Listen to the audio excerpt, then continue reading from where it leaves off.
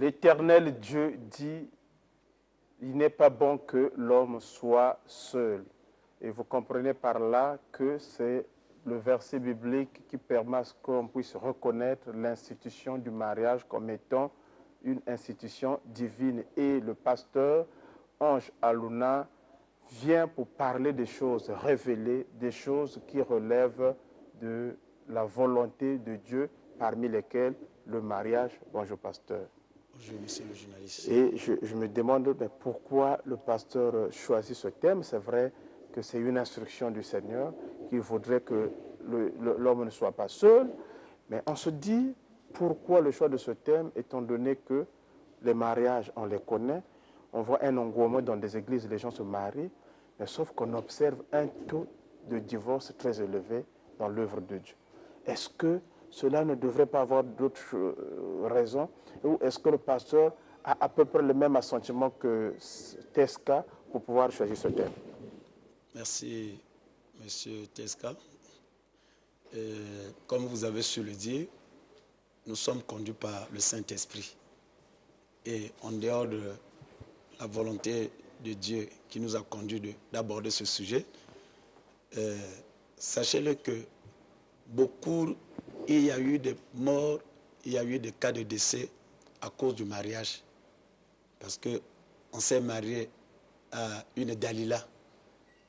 Et il y a beaucoup qui ont échoué dans leur vie à cause du mariage, parce qu'on a épousé une certaine Jézabel.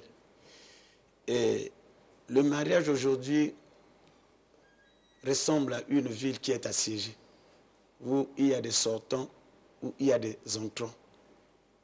Et en tant que pasteur, si j'ai des problèmes à régler dans mon ministère, depuis que j'exerce ce ministère, au moins 75%, il faut parler même de 80%, c'est des problèmes de foyer.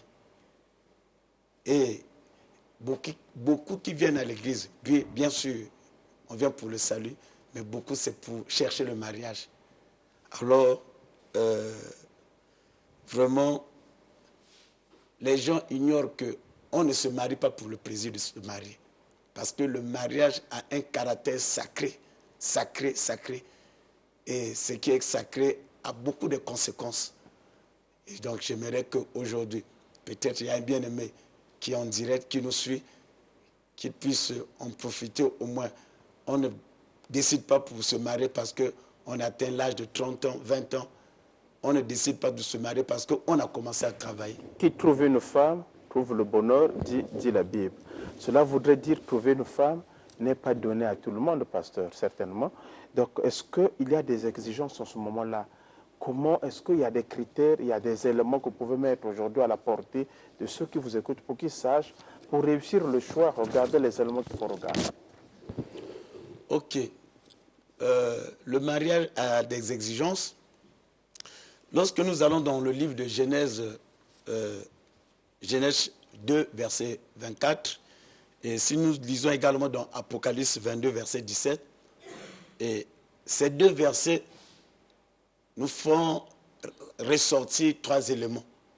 Et parmi ces éléments, l'autre verset, ça nous conduit vers le premier livre de la Bible. Et l'autre verset, c'est le tout dernier livre de la Bible. Alors, le premier verset nous démontre que le mariage est parmi la première institution que Dieu a eu à établir.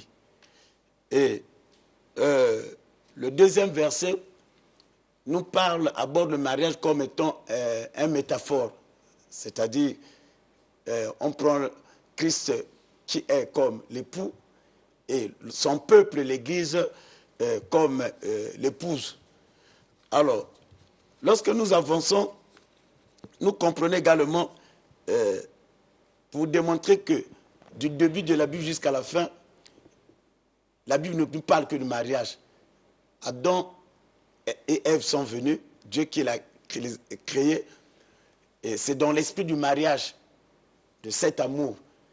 Et lorsqu'il y a eu cassure, lorsqu'ils ont désobéi à Dieu, ce qui a provoqué, ce qui a permis que nous recevons le Messie. Jésus-Christ qui est venu, c'est pour cette réconciliation d'abord. Donc c'est le mariage, il y avait le divorce qui avait eu lieu, et Christ est venu pour réconcilier. Et c'est pour ça nous démontre que Dieu, il est là dans le mariage du début de la vie jusqu'à la fin. Et il n'est pas pour le divorce. Il n'est pas pour le divorce. Oh oui. Alors, 2, 3, monsieur le journaliste tel que vous êtes, en vous, il y a l'homme formé, qui est la poussière, la terre, et en vous, il y a l'homme créé, qui est l'esprit. Mais l'homme formé, qui est la terre, et vous avez été, Dieu vous a fabriqué, Dieu vous a créé, Dieu vous a formé, pardon, à travers la terre. Vous comprenez que quand vous allez mourir, vous allez rejoindre la terre. Vous comprenez ce mariage? Tout à fait. Donc, personne ne peut vous séparer. Que tu sois grand, petit, peu importe ton statut. Alors, donc nous comprenons que le mariage ici a un caractère sacré, je le répète encore. Or, ce qui est sacré est voué au respect. Et si le mariage n'était pas sacré, toutes les belles femmes devaient se retrouver dans des foyers. Si le mariage n'était pas sacré, les familles nanties devaient, toutes ces familles, c'est-à-dire les filles, les enfants devaient se retrouver dans le mariage. Si le mariage n'était pas sacré, les gens devaient se marier par ordre, c'est-à-dire l'aîné se marie, la deuxième, ou bien le deuxième. Mais vous comprenez que il y a le moment où l'aîné qui est là, une sœur, la deuxième, une sœur, et c'est la toute dernière qui va se marier. C'est une manière pour le pasteur de vouloir redresser la banque qui a bien voulu d'abord libérer sa fille aînée avant de céder sa fille cadette. Oui, justement. Donc, nous comprenons que, vu le caractère, le mariage ici a un caractère sacré. Alors, monsieur le Tesca, écoute ce que nous dit la Bible. La Bible nous dit que l'homme ne se sépare pas de ce que Dieu a uni. Vous comprenez une exigence? Donc c'est une maison où, lorsque nous rentrons, c'est interdit de ressortir. C'est comme un couloir de la mort. Lorsque nous empruntons ce couloir, ce n'est plus revenir en arrière. Et la Bible dit que on se marie pour le pire et pour le meilleur. Vous comprenez ces exigences? Mais nous vivons le contraire maintenant. Et lorsqu'on parle de mariage, c'est une union qui est légalisée. Or, nous avons 3 institutions sur cette terre des humains. Il y a l'institution parentale, il y a l'institution de l'État, et il y a l'institution qui est l'Église. Donc, ces 3 institutions doivent reconnaître ce mariage. Mais vous comprenez aujourd'hui, les gens se disent que je suis marié ou bien. On appelle que j'ai un mari. Mais autrement dit, Dieu ne voit pas ça comme un mariage. Parce qu'on a pris ses bagages, on est allé s'enfermer quelque part. Et voilà, c'est le début du mariage entre 2 personnes. On n'a jamais rien respecté.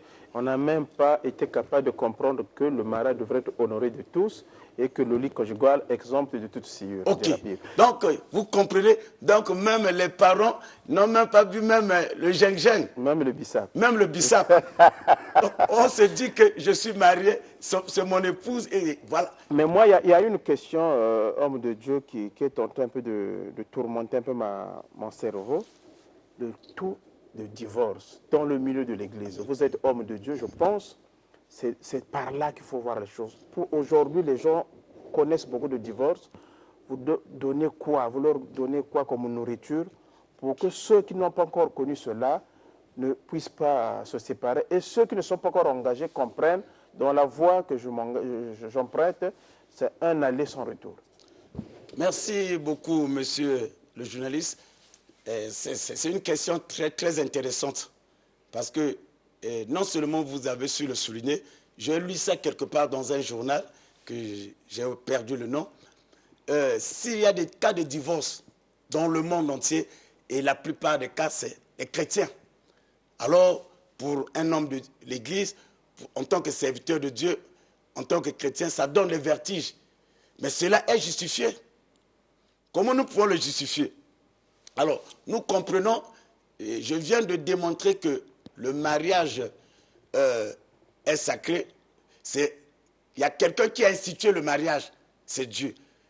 Donc, aujourd'hui, s'il y a des cas de divorce, Monsieur Diaz, pardon, excusez-moi, Monsieur Tesca, je comprends. Okay. C'est le même esprit qui nous anime. Merci beaucoup. Alors, nous comprenons qu'il y a le problème d'abord du choix de l'époux ou de l'épouse. On ne se marie pas à cause du nom. Beaucoup de gens se marient parce que le nom de la famille. Beaucoup de gens se marient parce que je veux me marier à une licencière. Mais la licence ne constitue pas le mariage. Parce que la licence ne va pas faire la vaisselle. La licence ne va pas préparer. Et on se marie, on ne se doit pas se marier parce qu'à cause de titre. Donc, le choix de l'époux et de l'épouse émane à notre Dieu, le Dieu créateur.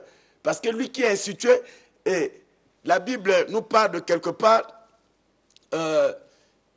Dieu qui a créé l'homme.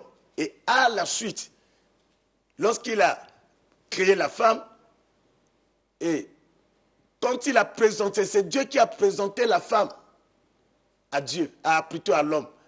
Et quand l'homme a vu la femme, quelles étaient les premières paroles? Voilà celle qui me ressemble. Donc, tel que vous êtes, vous avez une épouse, vous avez une femme, vous avez un homme qui vous ressemble, que Dieu a préparé. Alors, qui va vous le donner? C'est le Seigneur. Écoute ce que nous dit la Bible. Nous sommes dans Proverbe 20, verset 24. C'est le Seigneur qui dirige la vie d'un homme. Et comment celui-ci peut-il comprendre où il va? Et la Bible continue, nous sommes dans Proverbe 20, verset 25. C'est un piège pour l'homme que de prendre à la légère un engagement sacré. Et de réfléchir après avoir fait un vœu. Donc, on ne doit pas prendre un engagement qui est sacré à la légère. Parce que lorsqu'on échoue dans le mariage, monsieur le journaliste, il y a beaucoup de conséquences. Donc nous comprenons que le choix est primordial.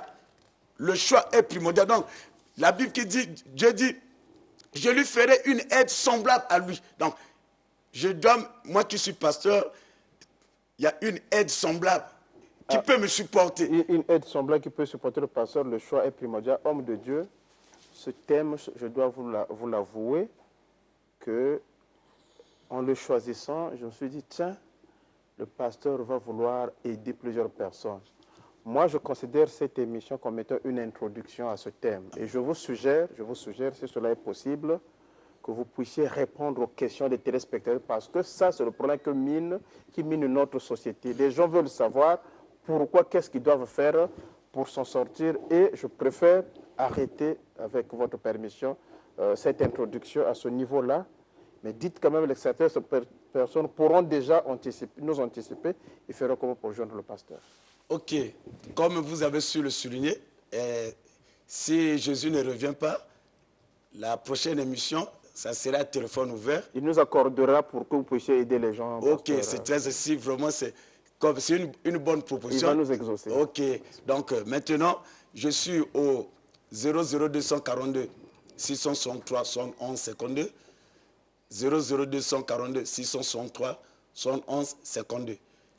Et ça, c'est, si vous cliquez, vous allez dans Facebook, vous cliquez le pasteur Ange Aluna, vous allez avoir mes coordonnées également, que ce soit dans YouTube, ou bien vous cliquez l'Église La Vie en Jésus-Christ, vous allez avoir nos références.